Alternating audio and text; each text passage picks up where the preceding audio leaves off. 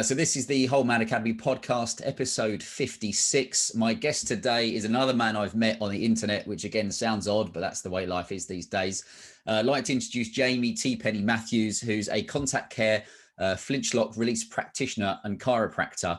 I stole this from your blurb, but Jamie helps clients who feel out of whack and out of alignment to create harmony in their body so they can get back doing what they love with ease, even if they've tried everything, lost hope, and feel like no one can help them. I love that, and I might have to steal part of that for my coaching. But we're going to talk about man stuff, life transformation, profound experiences, Peru, self-development, and spirituality. Jamie, welcome to the Whole Man Academy podcast. How are you, and where are you, sir? Oh, I'm very well, thank you. Yeah, thanks for having me. I'm in New Zealand right now. It's 8 o'clock in the morning. It's a nice sunny morning here, and yeah, I'm glad to be here. Thanks. Just I know we talked just before we started recording, saying how much, obviously me being in the UK, you being over there, we've got a big time difference, 7 o'clock at night here, but how we could do with a bit of the sunshine that you've got over there, where we're not not getting out.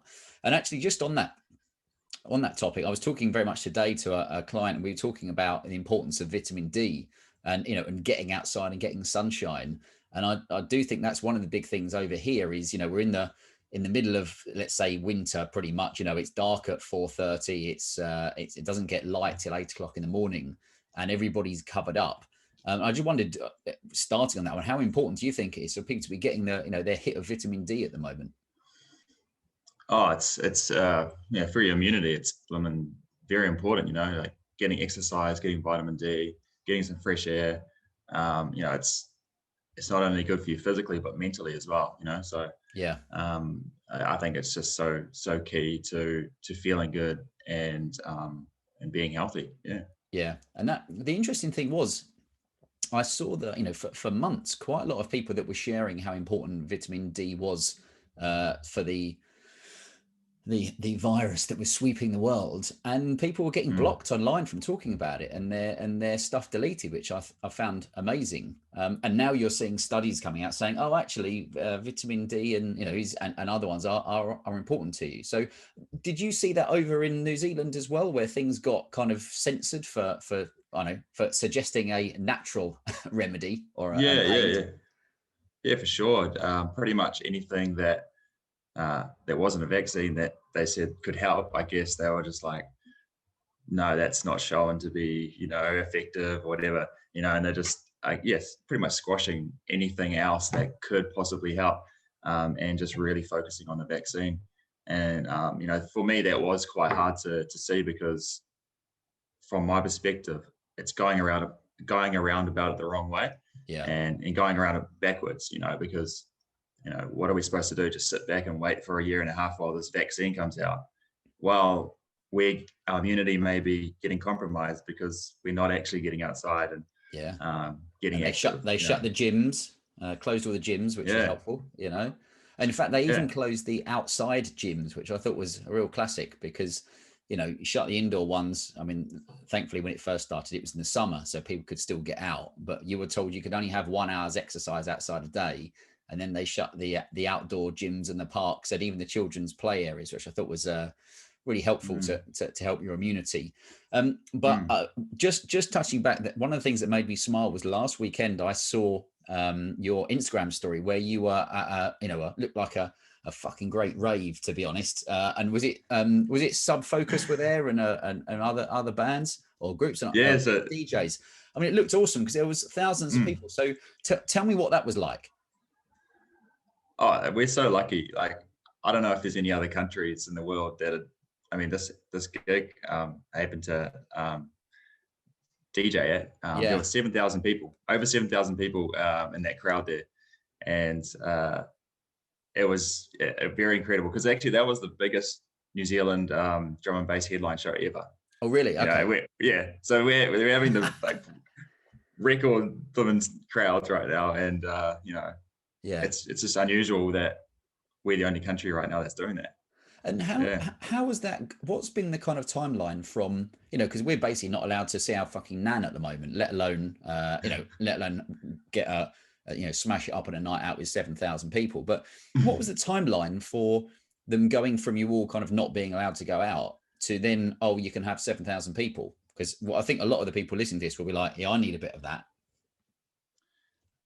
Yeah, well, we went into the main lockdown around March, I think it was. And then we came out of that. We went down to level 2. And then Auckland locked back up again a couple of months later. I can't remember how many weeks it was because I wasn't in Auckland.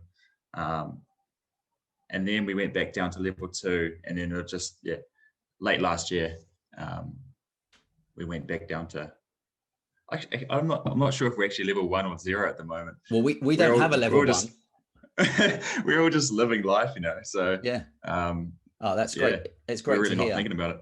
That's exactly the question I was going to say to you was, what makes us laugh with our government is that we only have, high, medium and very high or something. And you're like, is there no chance of a low or, not too bad, but anyway, that's another story. So let's jump into, there's so much, that's why it's great to have you on the podcast, because I know it was months ago that I first saw some of your posts and was like, this guy sounds like he's someone that could help, the Whole Man Academy crew do life better.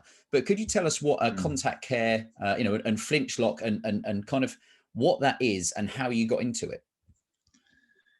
Yeah. All right. So what it is a method that locates impacts that have been that have happened to the bone, and we release the effects that have been trapped there.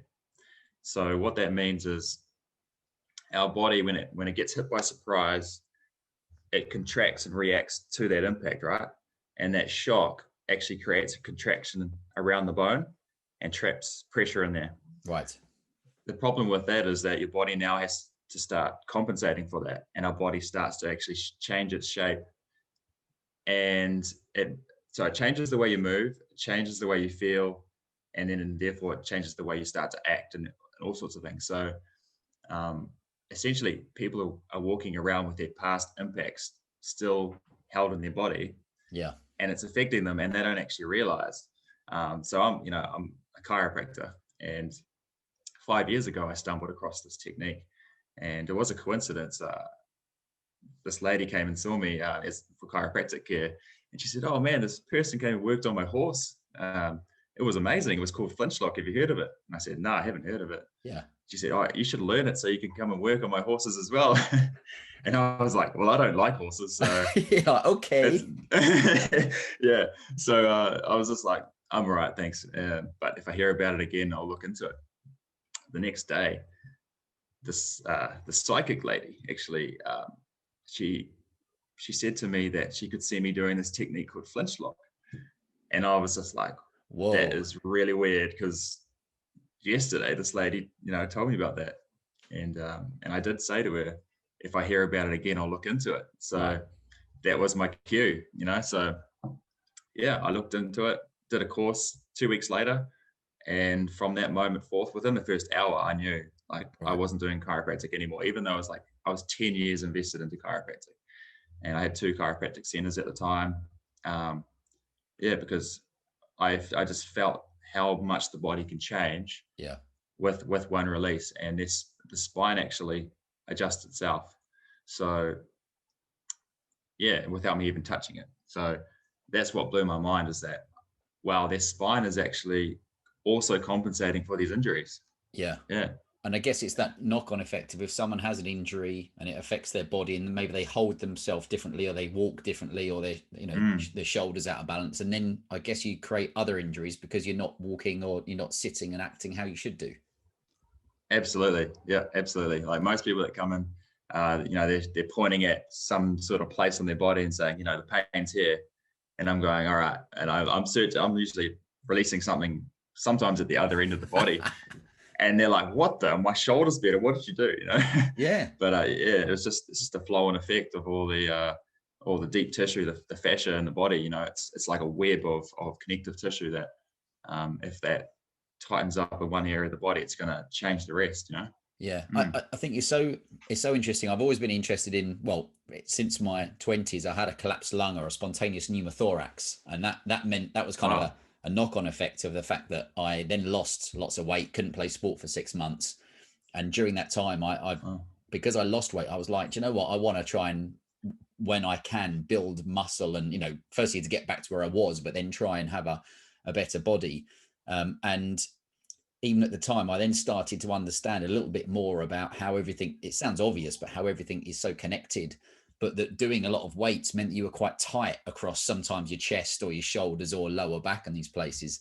So I know when I was reading, this stuff on your website, I just wondered for you, are you able to, if someone walks in the door, I'm assuming you're kind of assessing them before they actually, sit down or lay down. So do you find yourself now being able to actually look at them and be like, yeah, I think it's going to be this already? Yeah. So this is the most fascinating thing, by the way. So people show you with their gestures, unconscious gestures, where their problems are while they're telling you about it. But you can also see it, in the way people move. But I find this the most fascinating is, and I missed it the whole time as a chiropractor. I was talking to clients, and I was usually focusing on their story of what's happened. But now, as a contact care practitioner, you relax your eyes so you can see the whole person. And as they're talking to you, they might be wiggling their foot, or they might scratch their face, or I don't know, any movement that they do while they're telling you about their problem will show you 99% of the time what's related to, wow. to the problem. So it's really fascinating. You'd be good as a poker player. Possibly, I don't know. Perhaps you should look into that one as well. Well, I just wondered, I know you had what was great was you had a long list of kind of things that you can help people with on your website. And I just wanted to kind of talk about a couple of them, because I'm always thinking of I always say the guys that are listening, but actually 25% of our listeners are female. So it's not always just guys that are kind of picking up the tips. But for a guy listening, I know you spoke about, you said you could cover, the wear and tear on the body. For us, how old are you? I'm 33. 33. So I'm 42. So I've got, pretty much a good 10 years on you. But for us guys that are in our 40s, especially if you've been playing, I don't know, rugby or football or any kind of impact sports, you do start to get a bit of wear and tear. So what are the common kind of things you're treating guys for? Oh man, yeah. Pretty much anything that's wearing out, people come in for, or they're feeling tight, tense. Essentially, I use the car analogy. So if you're driving along with your car and you hit a curb, you put the alignment of your steering out, right, and the wheels. So now the wheels aren't moving like they were, and now the tire starts to wear out a bit faster, maybe on one side more than the other. That's just like the joints in our body. So if we've had all these impacts and traumas, our body's moving differently, and now the stresses are now imbalanced. So certain places will wear faster than others, and maybe some parts may move free and some parts may be tighter. So essentially, you could just go and replace the tire, which is what a lot of people do. They go and get surgery on the knee, for example. But if there's an underlying tension that's putting more stress into that knee, that's what we got to. If you really want to fix the problem completely, that's what you got to do. So you got to go back. Is that them kind of? There is a saying in my head, but they're treating the symptom, not the cause. Yeah. Right. Yeah, absolutely. Papering over it. So that's what I found a lot of the time working as a chiropractor was that, I'm adjusting the spine and the person's feeling better, but there's this underlying pattern that keeps coming back. And I was just kept on asking myself, like, why is this person's spine doing this? And another person with this very similar stresses in their life, their spine's not doing that. What's the difference between these two people? And what it is their history is different. Like what's happened to them in the past, what they've done in the past. So we, it's a different way of looking at it.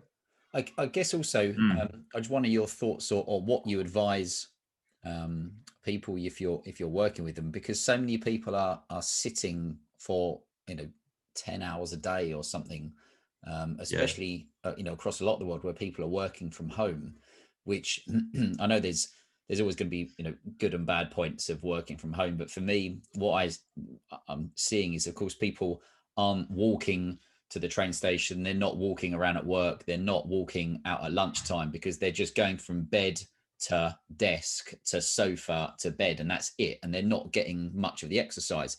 So I just wondered for you, you know, where do you even start with talking to people about trying to, I don't know, do you just encourage them to try and move more or do natural movement? Yeah, I mean, I don't really focus on it too much, on people's like that sort of habit, but you know, I tell them to go and see a physio or something for that, because that's their, you know, that's what they specialize in. But you know, one thing is, if someone is struggling to get off the chair, like from my perspective and with the work we do, we actually look to see if there's any pressure in the pelvis or along the back, because if there is a lot of pressure in there from an impact they've had in the past, that means that they feel like they need more support there. And when they do get support there, their body can relax more. So that's another distinction, I guess, for Flinchlocks, is Flinchlock like pressure, and that's what actually dictates what we decide to be our most comfortable position. Yeah. So let's just say when you're sleeping, you like to lie on your left side. Well, I'm going to bet that on your left side and somewhere in your body, there's a bone that's got so much pressure in it that it needs the support of the Interesting. bed. Yeah. And once you lie on it, and then the bed takes that pressure for you, now your body can relax more. Yeah. And that's why you can sleep better on that side.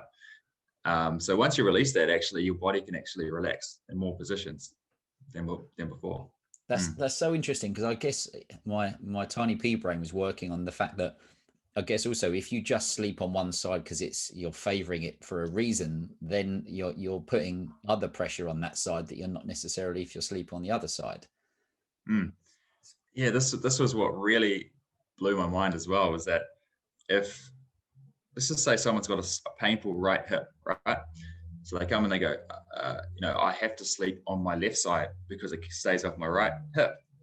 Or there are other people that come in and say, I've got a pain in my right hip, but I need to sleep on it. Right. Okay. Yeah. So it's like the opposite. So then when you actually start checking them, you actually find that, yeah, it's usually not the hip where the pressure is. Yeah. But somewhere in their body is another pressure. And once you release it, all of a sudden when they get up, they're like, hang on, my hip's not sore anymore. Yeah. Because when they were lying on that certain position that was comfortable, the pain wasn't there. Do you get what I'm saying? Yeah. So we're going into what's comfortable to find out where the problem is. Right. It must be so interesting, because every person that's coming in has got, as you say, has got a different story as well. And I just wondered, you know, going along with the sleep side of it, but also I think at the moment where, you know, for a lot of the world, there's going to be people with issues with their mood and anxiety and feeling slightly overwhelmed, because you know, most people have basically, the fabric of society has been sucked out, because people aren't seeing people, they're not working, they're not going to concerts, they're not dating, they're not doing all these different stuff. And I just wondered, do you when you're working with people, are you looking at, are you asking the questions to look at all of those things as well, to kind of understand the full package of what's going on? I'm heading that way. Yeah. It's been more of a, like, the person comes in and I ask them, you know, what are you feeling? Like, what are you here for? And so it's important that they have the right intention of what they want to be worked on. And it's, people usually are thinking about physical pains, but occasionally we get people in that say, you know, I'm feeling anxious, or I've got a phobia of darkness, as an example. So I had a client yesterday that I worked on for fear of the dark. And where do you start with that then? Well, yeah. So, you know how I said people show gestures for where the problem is. Yeah. So I'll give you an example of one person that I've actually worked on a couple of people with being scared of the dark, and both were successful. Anyway, so one person I said, tell me about your fear of the darkness, you know, what happens. And as they're describing it, she grabbed onto her jaw like this. And And I said to her, freeze, don't move. So I grabbed onto her hand that was still on her jaw, and I found the point on her jaw that had this pressure. I released it. She relaxed, and then she felt great. And then I said, okay, well, let's see what happens. Yeah. And then, she went out, did the rubbish, and came back, and she was like, oh, it was in the dark. And I said, oh, how was that? And she goes, how was what? I said, you just went out and did the rubbish in the dark. Like, you normally are freaked out by that. Freak out. And and she's just like, oh my gosh, like that was fine. I didn't even think about it, you know. how strange. It was great, but it's so how would you explain to someone how that has taken the fear of the dark away? Yeah, so what I believe is that it's our body's reaction to the sense. So when we have a traumatic, a sudden shock to our body from an impact accident or something sensory like a loud bang or anything like that, our body saves a snapshot of all the senses at the time, you know, what it saw, what it smelled, what it felt. And if that was a danger, if something hit you, then your body then basically says that that's a danger now. Right. So whenever that same smell, sound, what you saw so triggers back again, our body, it reacts, it overreacts actually. So, you know, people are overreacting to silly things, you know. Yeah. Why is that? It's because something in the past has shocked them, and their body has now saved that as a threat. It's a survival thing, but it actually works against us, doesn't it? It is so interesting, because I know I've been to a couple of events where you've had you know, hypnotherapy and people talking about phobias, and it's very difficult, because when you're not scared of that, it's hard for you to understand, you know, when someone says they're scared of the dark and you're not, it's hard for you to understand it. And I just think that's so interesting, because it's, you know, sometimes it's something a bit like you said that someone would never think of is the issue as to why, you know, why they've got that phobia. And I know you spoke about you said earlier about having like impact on the body, and that was going to lead me on to I know that you had your, let's call it adventurous accident when you're away in Peru. So, and I'm with you on that one, because I know I said to you, I had an incident myself just after I'd come back from Peru and gone to the States. But tell us about what happened. Yeah. So, oh man, I could go into a lot of detail here, but because it was fascinating, because the night before I did a plant medicine ceremony. Yeah. And I was in Peru. We went to some hot springs called La Reyes Hot Springs. I don't know if you've heard of them. Yeah. And amazing place up in the mountains, amazing views. And I have to ask you then, seeing as you said the plant, was it ayahuasca or something like that? San Pedro. Okay. Yeah. So it's they call it Wachuma over there. Yeah. And it was incredible. Actually, it really heightened my intuition, and I was looking at people and I could see where I could work on them. I just knew I could help people just by looking at them, and it just really took my skills as a practitioner, I guess, to a whole new level. Well, I'll tell you why I find this so interesting. I know I've listened to you know, different people that have spoken about taking you know, ayahuasca and all the different versions of it. And probably if you'd have said to me a few years ago, I'd have said there's not a chance in hell that you know, I'd be interested in that. But the more I've gone down that path and listened to guys, I realize what an incredible experience it can be. And, you know, maybe a traumatic experience, but you see something that, you know, could be life-changing. So was that the first time you'd done it? And if so, you know, what was your kind of overall experience of it? That was the second time. Yeah. Oh man, it was incredible, man. Life-changing. I was actually really excited to get back to my hostel, so I could actually ring back home and tell everyone like what I saw, what I did. Like, I just couldn't believe it. And how does it work? Do you are you in a group, and you've got like a shaman with you, or you know, are you in a guided meditation version? Yeah, I didn't do a guided one. It was just a group of us that had decided, and we sat in a circle, had a little ceremony, set our intentions and what we'd want to get from it, and and then we took this. And you can buy San Pedro in the markets, through, and it's really common there, and a lot of people do guided ceremonies as well, and they usually go up in the mountains and into nature. Often they don't even talk, they're just experiencing nature. But in our case, there were a few people around, and all of a sudden I'm seeing, I can help this guy. I know I can help this guy. And I thought, this is not the time for that. And then so I sort of ignored that, and then walked away. And then he comes into view again, and I'm like, oh gosh, I can see it again, and nah, ignore that. Third time happens, and I'm like, okay, I got to do it now. So I walk up to him, and I could pinpoint where in this point in his body, on his chest, where to work. So I put my hands on him, and he just felt like his body just went backwards. So I'm supporting him, and he wasn't expecting this, by the way. Like I did explain what I'm going to do, but he wasn't expecting that he'd lose control of his body.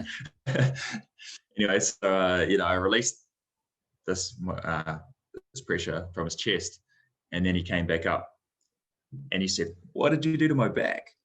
And I was like, "I didn't do anything to your back. I just released that." And he goes, "Nah, you fixed my back." Really? I didn't even know his back was bad. Yeah. But what's more amazing was this guy was a really staunch and quite intimidating person. Mm-hmm. But after this release, his whole demeanor softened, and he became like a soft teddy bear. And he felt so good. And as soon as I finished with him, the next person walked in, and I was like, oh no, they're next. Yeah. So I think it was about 8 people. And I also was picking up on spiritual attachments on people. This may sound crazy for some listeners, but no, it really became obvious. It's good to talk about this. Spiritual attachments. So how would it work for you with the spiritual attachment? Would it be that you would feel it, or you would see it, or?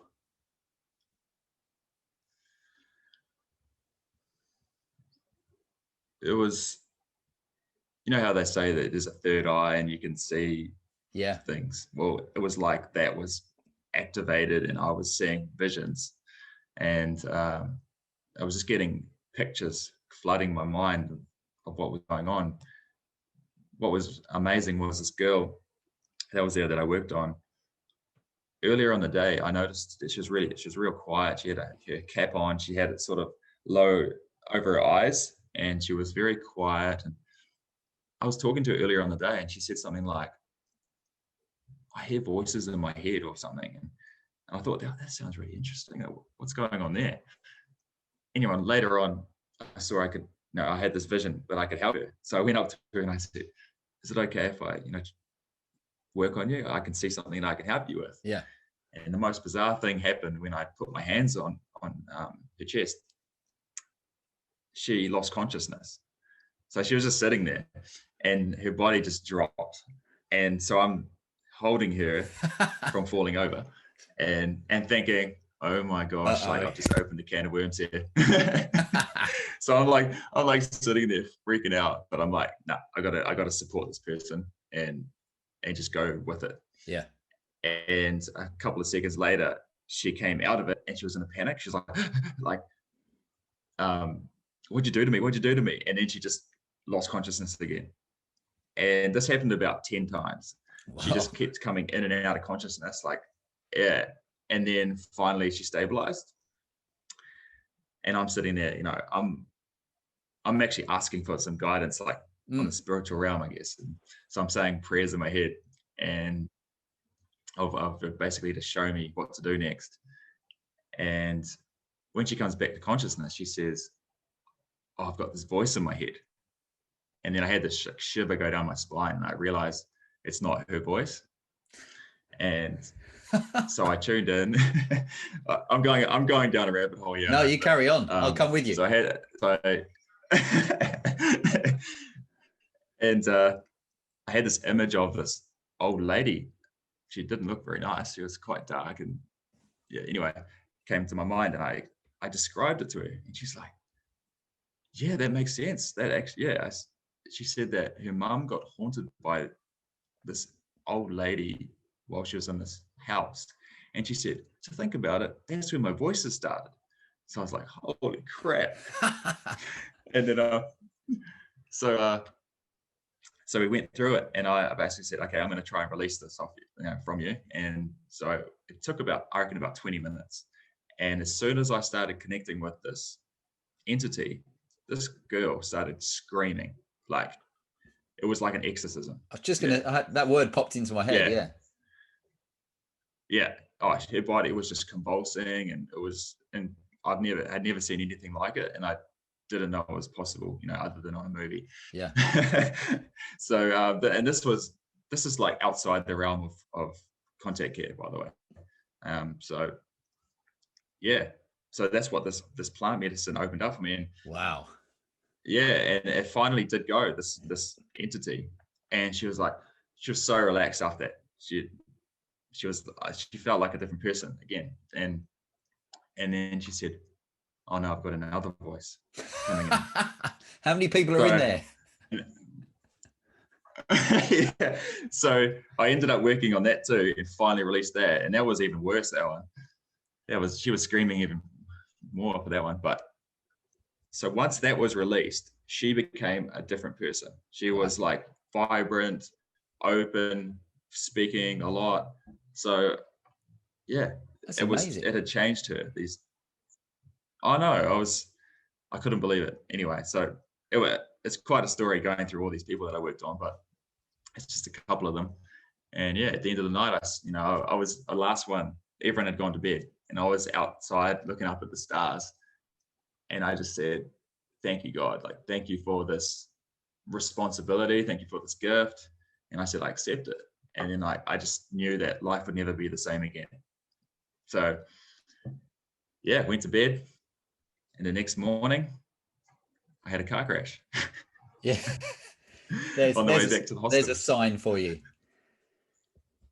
So what actually happened? Yeah, so there was, there's about 15 of us crammed into a Collectivo, which is a van in Peru, and we hired it and had a Peruvian driver. So we're driving along these crazy mountains, and I was actually asleep when it happened, and apparently the brakes failed. The driver jumped out and left us to hit a bulldozer that was parked on the side of the road. Excellent. Yeah, and yeah, just so bizarre. So I basically came conscious later on, where I was limping along and I was going, "What's wrong with my legs?" Yeah. And then they were directing me into this police car. So that was my first memory. And there was a guy with bandages around his head. A couple of people lost some teeth, and someone broke their hand, and yeah. And how did that affect you? Because I must say, I was talking about this earlier to Emma, my partner, and we kind of said, there's some places that you don't want to. Peru was a lovely place, but I wouldn't want to necessarily have an accident and be in hospital there. So what was that like? I was very lucky, actually. Yeah. Yeah, we actually went to a private hospital in Cusco. So we were so lucky. And yeah, so they took x-rays of me and did everything they could, but they didn't know I was concussed though. I didn't even know I was concussed. Yeah. I was living in La La Land, and I could barely turn my head, and I could barely walk. So I was just concentrating on those things at the time. So I'm glad that we got some good care, some proper care. Yeah, they pretty much just said, "You're good to go. See you later." And so with the concussion, how soon after, and what were the effects of that on you, kind of short and long term? Yeah, so immediately, because I was actually doing this technique as I was traveling. and Flinchlock release. And my intention was to share it and also learn other things. But I found that I couldn't actually do that anymore. I was working on someone and I would just get tired straight away. And so I was physically losing it. My memory was terrible. I couldn't remember what I had for breakfast. I was having conversations with people and they were saying, oh, we've already had this conversation. Yeah. And so I was talking to someone back in New Zealand, my friend Nicole at the time, and she was, apparently she was taking tabs and like asking me, what do you have for breakfast? What do you have for lunch? You know, and then she would quiz me again later and I was giving different answers. I couldn't remember, you know, so it was really difficult. And so they were saying, you got to come back home. You got to come back home. It took me 3 weeks to surrender. Yeah. Cause I was so adamant and I didn't want to fail. And because I said I'd travel for 2 years and, but yeah, I gave up in the end when I realized actually, I'm not good at all. Yeah. I can't work. I can't remember. Yeah. So yeah. What had to happen for you to actually say, I'm not all right? Yeah. That's a good question.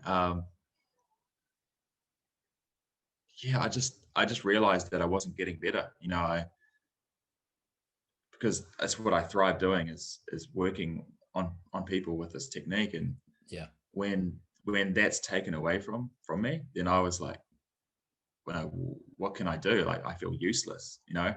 It's when I felt like I couldn't do my purpose. And yeah, that was hard, you know, because when you take that away, what's left, you know? So that was scary. I guess that's part of your identity.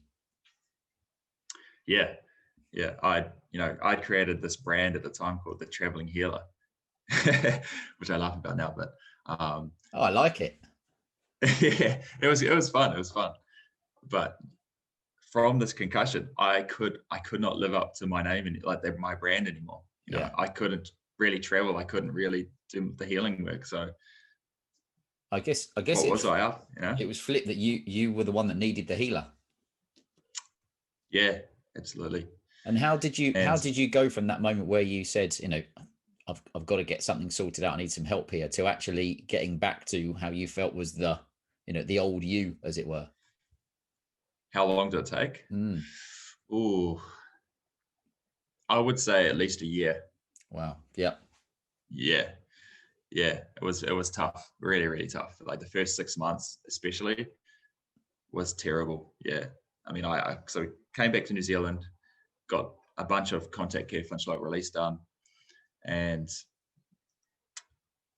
yeah, I just had to stay home while everyone was working. And you know, the normal concussion thing is, you know, you struggle to read, you struggle to watch TV. So yeah, you're sitting there going, what can I do? You know, it was so difficult. So yeah, you're just there in your mind.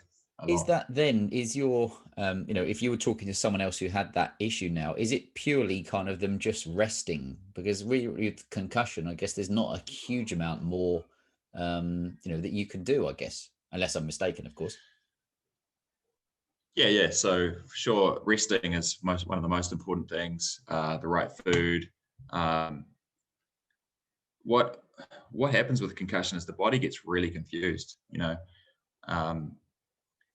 And that's what we help with contact care Flinchlock release, is that we're taking out the shock out of the body, the skeletal sensory shock, so that the body can organize itself again. Because it's the sudden shock that puts things out from organization to disorganization. So once you start lining the dots up again, then the body can organize itself better. So I mean, it's going to really increase your healing speed. Yeah. And you know, we work on people that have had concussions 20 years ago, and they still improve a lot. You know, it stays with people a lot. You know, I must say it it's not something I knew much about until Emma actually fell over skiing, and it was one of her first time skiing. She didn't have a crash helmet on, and she's lucky that she was pretty stationary as opposed to tanking down a mountain. But she came back, and we had to go and see a neurologist, and we were really worried about she was being sick and being ill and confused and all those things, which sounds like a lot of my nights out, to be honest, but that's a different story. But really for her, that's where I first started to understand a bit more about concussion.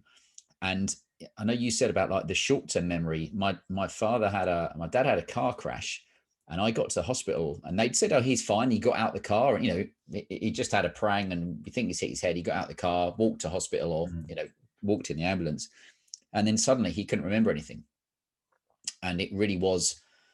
He'd be laying on a stretcher at the hospital, and he'd say, "Where am I?" And you'd say, "You're in the hospital, Dad." Blah blah, and 30 seconds later, he'd say, "Where am I?"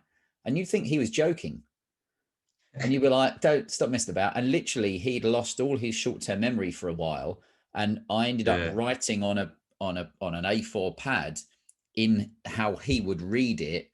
I've had and I wasn't putting accidents, it sounded a bit traumatic, but I've had a prang in the car. I'm in whatever hospital, I'm okay, and blah blah blah. And I was like, wow, it's amazing how literally it's your short-term memory that just goes.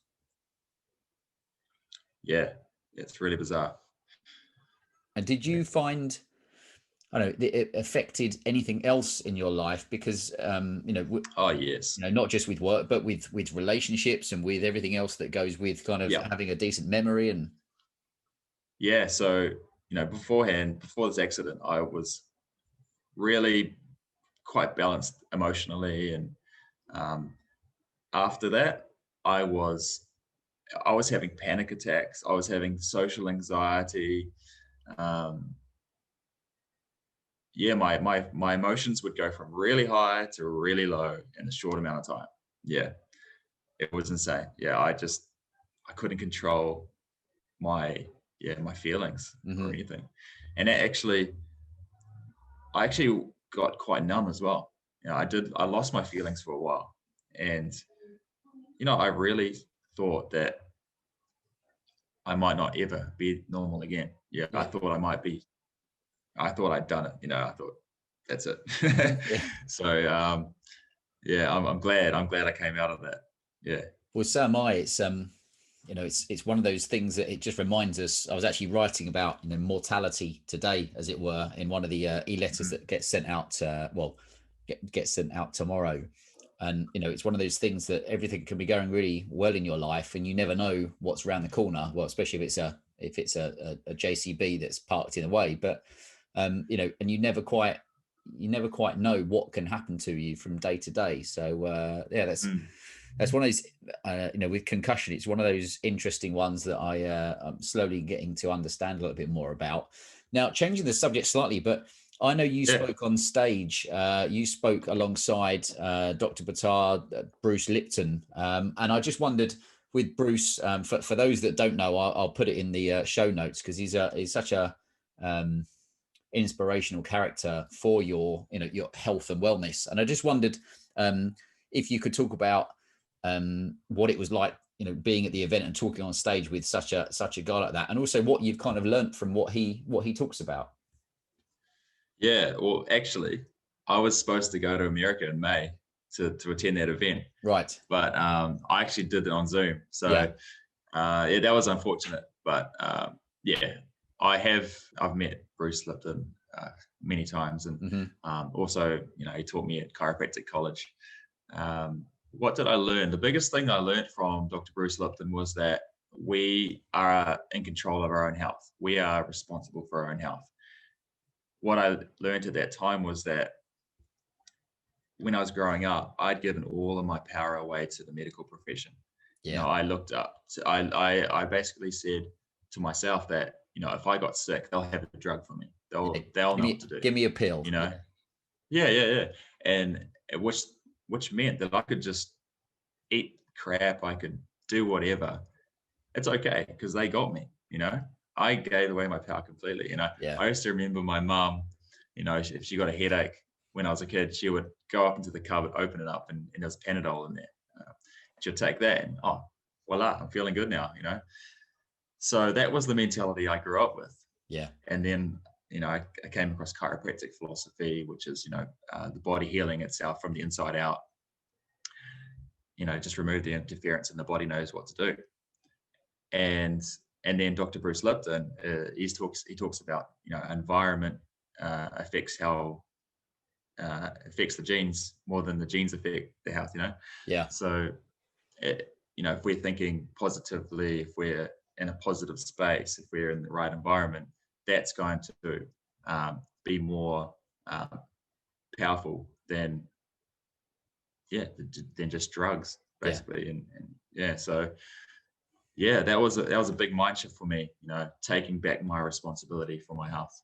Yeah, that's so important, because I'm a big believer in that myself over the years of trying to educate myself. And again, I'm lucky my partner Emma is a nutritionist, so she's spent eight years studying this stuff. So between us, we're trying to cover all the different angles of nice. living a healthier lifestyle. And there's so much that goes into it that, quite frankly, I didn't understand. You think it's just the food, but actually it's if there's things in the water and what you're washing your clothes with, and what the toxic paint you've got in your house, and the toxic flooring, and are you driving a diesel car, and all these different things that kind of cover it. But that's what I know for us, as we've gone through our kind of, let's say, learning about health and lifestyle journeys, so many people don't want to put the work in, and they just give me a pill. I just, if they've got an ailment or they've got an issue, it's, well, I go to the doctor and he can give me something to fix it. And you say, yeah, but what's causing it? What's the underlying issue? And a lot of people go, I don't care. I just want a pill to fix it. Yeah. Oh man. It's there's an analogy that I use, is that, if you got your engine light coming on in your car, and we just put a plaster over it so we don't see it anymore, doesn't mean that your engine's working better now. It's just that you can't see it anymore. And that's the same as all of these painkillers and things that we're taking. You might feel better, but it's not gone. What's underlying is still there. I just wondered your thoughts. We've got two little boys who are kind of 1.5 and 3.5, and what we saw, and I would have been guilty of this because I didn't understand, but Emma, understanding a lot more about it, how many parents would, every time their child had a sniffle, would dose them up with Calpol. And I don't know if you know what that is over where you are, but pretty much a sugary version of paracetamol, if that makes sense, for kids. And it'd just be like, if they've got a runny nose, if they've got this, if they've got any issue, they would just be chucking Calpol down their neck. And of course, the kids are having it because it's a medicine. But you'd realize, you try to say to people, look, a child having a temperature is you suppressing the temperature. The temperature is them trying to get rid of a virus or get rid of something. So you're not actually helping. But maybe parents do it for anything, for an easy life. But I just wondered for you, how do you, knowing so much as you do about the body and also about the health and the natural side of things, how do you kind of structure your lifestyle with exercise and eating and maybe meditation, anything like that? Firstly, the biggest thing would be exercise. I do F45. Have you heard of F45? No. Which one is that? It's a new thing. It's probably going to be as big as CrossFit. Okay. But it's basically functional movements for 45 minutes. It's a great package. Highly recommend anyone to do it if you want to get into shape. I'm doing that about 6 days a week and loving it. And I've got a new routine, like a power hour to start the day. It's meditation for 20 minutes, visualization, daily planner. Have you heard of the Brendan Burchard's performance planner? Yes. Yeah. And what else do I do there? Those are the main things there. Yeah, in terms of nutrition, I could definitely improve on that. What Yeah, what are your but point? What are the things that you're you know? oh, I have a coffee a day. I think that's probably one of the things that I probably could cut out. Yeah. And the odd sweet thing. Mm-hmm. Yeah. Yeah. I don't know. Other than that, it's not too bad. Yeah. Yeah. I bet compared to most people, I always see that, you'll think, oh, I've had this, Yeah. and then if you went and looked at most other people's trolleys, you'll be like, actually, I'm not doing too bad. Yeah. Yeah. Definitely. Definitely. Yeah. I'm not buying any fizzy drinks or Yeah.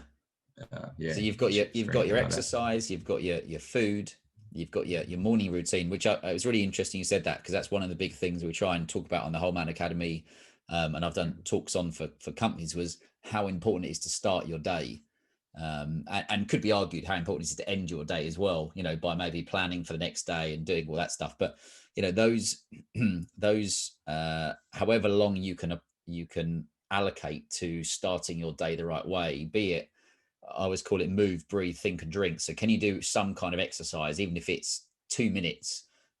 Breathing, can you take a few minutes to take some deep breaths, ideally outside? Think, as you said, is you're planning, what am I actually got to do today? What must I do, instead of the shiny object syndrome where you do all the cool stuff that is easy to do. And drink being, could you have warm water with lemon, or we have apple cider vinegar with bicarbonate of soda, or something Right. like a pint of water just to start your day. So it's interesting. It's always, the more people I spend time with who, when I say are successful, I don't necessarily mean in a monetary term. I mean in their health is on point, to use a term that I hate. So many of them have a good morning routine, which leads me on to Tony Robbins and what your thoughts are, and if you've gone to any of his events. No, I haven't. I'm a fan for Yeah. sure. But I haven't been to any of his events. Have you? Yes, I started off. I did Unleash the Power Within in London with 10,000 people. Oh, Then I flew to nice. Tenerife and went to Life and Wealth Mastery for 2 weeks. And then I flew to Miami and did Date with Destiny for 10 days. So I've done, apart from the Business Master, I've done it all. And actually, the year I went for Date with Destiny was the year before they filmed it for I Am Not Your Guru, and it's exactly the same, the next year. So it was an incredible experience, and probably, as you know, with yourself, it's getting around the right people. I mean, that's why I do the podcast as well, is talking to you in New Zealand, you've talked to guys in different countries, and people that have got a huge following, and guys that are normal guys that I know, but you're getting around people that are interested in doing life better, and be that, it could be finances, your health, the way you move, your fitness, your spirituality. So that's why you're a good one to talk to. Well, let's talk about spirituality. We'll finish on that one. All right. I was pretty, I love talking about this. I'm pretty loose on spirituality. I think, again, I was too busy working in the city, chasing girls and chasing money, to be honest. That was all I was interested in, and going to the gym and stuff. But in the last probably year, I've completely changed, and I'm more interested in that side of life now. So I just wondered, what's your spiritual journey been like? Oh, wow. Yeah. So, I mean, growing up in New Zealand, my dad is Māori, New Zealand Māori. So he's the indigenous in New Zealand, and the indigenous people of New Zealand, Māori people, they have a spiritual understanding of the world, and they talk about the God of the sea, the God, the land, and not really owning anything, but like not owning the land. They're just part of the land. And I was hearing all these stories growing up, and we've got an owl in New Zealand called a moorpork, and Dad would say those owls actually communicate with us. He says that our ancestors actually speak through them. And so I was like, oh, that's fascinating. They're sending us messages, and different calls they have mean different things. So I was just captivated by that as a child. So that kind of opened me up to thinking a little differently. And then, have you heard of Abraham Hicks, by the way? No. Abraham Hicks. So there's a few books and videos and things out there for anyone that wants to listen. But so when I was about 18, my mum brought a DVD home from a work colleague who thought that I might be interested in this. And it was a DVD of Abraham Hicks. So this is lady who, she has a spirit entity or I think her higher self, or I can't remember what it is, but basically she becomes this different person. It's like something comes into her body and then her tone changes, and then all of a sudden all this ridiculous wisdom just comes through her. And you just ask her any question and she just goes boom, gives you this precise, perfect answer. Yeah. And I was just like, that cannot be possible, you know. So I'm sitting there going, wow, you know. And it was just so perfect that what was coming out this person's mouth was, this has got to be real. I was convinced. So that happened way back then, and then I heard about this guy named John of God, who Wayne Dyer. He's another self-help person. He had gone to see, or he'd been healed, had this healing done through John of God. So that fascinated me as well. And then that's what led me to go to Brazil to go and see this guy, John of God. But where did it start getting really interesting? Jeanette Wilson. So I've also interviewed her on my podcast as well, but Jeanette Wilson, she's from UK, by the way. She's living in New Zealand now. She incorporates spirits into her body, and they almost control her body to heal someone. Now, this is like, if you look her up, this is the most amazing thing. And I've seen her live many times. Yeah. And, you know, people walk in with all sorts of ailments, and she will be waving her hands, and all of a sudden they feel better, and they get up off the chair going, my pain's gone. You know, so I was just seeing all this crazy stuff. And then, yeah, I mean, I could go on all sorts of tangents here, but plant medicine's definitely opened me up to seeing more as well. Yeah. And meditation. And yeah. Is there anything? I was going to say, I think it's, you've got to be ready to be open-minded, because I don't think, again, going back to a few years ago, I just wasn't, firstly, I wasn't interested, and I wasn't interested in anybody that was interested in it. You know, I just thought it was nonsense. But, you know, none of us were born enlightened, as the saying goes. But that's why, you know, especially with the podcast, we've had guys that, again, have come on to talk all about business and Formula One and, you know, and fitness and all these different things. But being able to cover, you know, certain delving in and out of spirituality and, you know, mind-bending drugs and all these different things that all these different guys are experiencing, I think start to make up call it, you know, the segments of a pie of man that, you know, maybe you need spirituality as much as you need fitness and health and, you know, some money in the bank and some purpose. So I always think it's interesting. I'm gonna I'll be having a look at the names. What was the lady you said was from the UK but is now out in New Zealand? Jeanette Wilson. Jeanette, I'm writing it down. I think to the date, I think I'm the only one to have interviewed her, and which is ridiculous because, you know, if you listen to her speak, she's got a lot to say. She's got a lot of wisdom to. So, you know, if you want to look into interviewing someone, I was going to say, there's very interesting. There's a challenge for me. Well, last question for you. Seeing as I always say podcasts saved my life, and I don't mean that I was as in I was suicidal, but it really was. I was going down one path in my life, and quite frankly, it was fucking boring. And I started listening to podcasts that got me introduced to. First one was a guy called James Swanwick, who's an Australian guy based in the States, and he introduced me to Tony Robbins, and then I kind of, you know, went to London Real and all the different podcasts. So that kind of was a fork in the road for me that kind of put me on a path to being more fulfilled instead of just doing a a job where you got up and, you know, spent, I don't know, Christ, 200 hours a month at your desk or something ridiculous. So I know you had your own podcast, and what are the podcasts? What are your favorite ones that you listen to? Addicted to Success. Have you heard of that one? Yeah. It's with Joel Brown. Yeah, he actually inspired me to start my own as well. And yeah, luckily enough, interviewed him as well. So that's pretty cool. Yeah. Yeah. His is probably my favorite because it's success mindset mixed with spirituality, and yeah, for sure, podcasts really helped me as well. And yeah.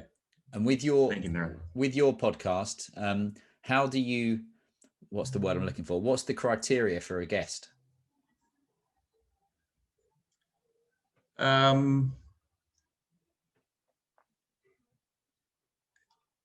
guess the subjects that they're into, but also if they inspire me, pretty much. So, yeah, if they're up to something, that's inspiring. I like that. It is that thing of you know, there's so many people around now, and that's what I love about you know, the technology is good and bad. Technology is like water, isn't it? You know, if you have too much of it, it will kill you, but you need some of it to live.